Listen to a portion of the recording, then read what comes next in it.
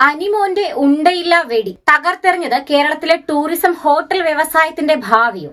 Bar മുതലാളി അനിമോന്റെ രണ്ടാം ബാർക്കോഴ ആരോപണം കത്തിവെക്കാൻ പോകുന്നത് കേരളത്തിലെ ടൂറിസത്തിന്റെ കടക്കായിരിക്കും. ഇക്കാര്യങ്ങൾ അറിഞ്ഞതോടെ ഒരു പ്രമുഖ ഉത്തരേന്ത്യൻ വ്യവസായി കൊച്ചിയിൽ നടത്താനിരുന്ന വിവാഹം വേണ്ടെന്ന് തീരുമാനിച്ചു.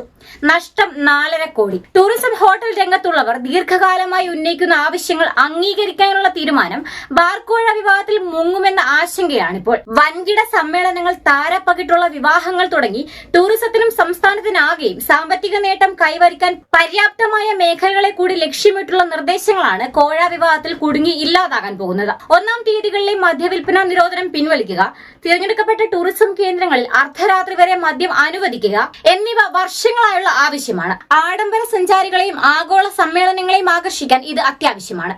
ഇത് സംബന്ധിച്ച് ഉദ്യോഗസ്ഥ ഭരണതലങ്ങളിൽ പലതവണ ചർച്ചകളും നടന്നിരുന്നു.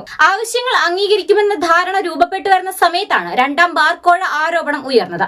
ഇതോടെ തീരുമാനം ഉടൻ ഉണ്ടാകാനുള്ള സാധ്യതയാണ് ഇല്ലാതെയായത്. തീരുമാനം വൈകുന്നത് ടൂറിസം മേഖലയെ പിന്നോട്ടടിക്കുമെന്ന ആശങ്കയിലാണ് ടൂറിസം ഹോട്ടൽ സംഘടനാ ഭാരവാഹികളും. ടൂറിസത്തിന്റെ മാത്രമല്ല സംസ്ഥാനത്തിന്റെ വളർച്ചയ്ക്കും നയമാറ്റം ആവശ്യമാണെന്ന് ഈ മേഖലയുമായി ബന്ധപ്പെട്ട സംരംഭകർ പറയുന്നു. ബാർ ഉടമകൾക്ക് മാത്രമല്ല ഹോട്ടലുകൾ, ട്രാവൽ ഏജൻസികൾ, ടൂറിസ്റ്റ് ടാക്സികൾ തുടങ്ങിയവയ്ക്കും നയമാറ്റത്തിന് നേട്ടം ലഭിക്കുമെന്നാണ് പ്രതീക്ഷിക്കുന്നത്. കൊച്ചി തുറമുഖത്ത് വിദേശികളുമായി ഈയിടെ ഒരു ആഡംബര കപ്പൽ എത്തിയത് 1-ാം തീയതിയായിരുന്നു. കൊച്ചിയിലും പരിസരത്തും ഒരു ദിവസത്തെ സഞ്ചാരം ഇവർക്കായി ഒരുക്കിയിരുന്നു. ചൂടുകാലത്ത് ഒരു ബിയറെങ്കിലും ലഭിക്കാൻ സഞ്ചാരികൾ കെഞ്ചിയെങ്കിലും നിരാശയായിരുന്നു ഫലം. കൊച്ചിയിലെ ഒരു നക്ഷത്ര ഹോട്ടൽ വടക്കേ ഇന്ത്യൻ വ്യവസായി വിവാഹാഘോഷത്തിന് തിരഞ്ഞെടുത്തിരുന്നത് 4 ദിവസം നീളുന്ന ചടങ്ങുകൾക്കായിരുന്നു.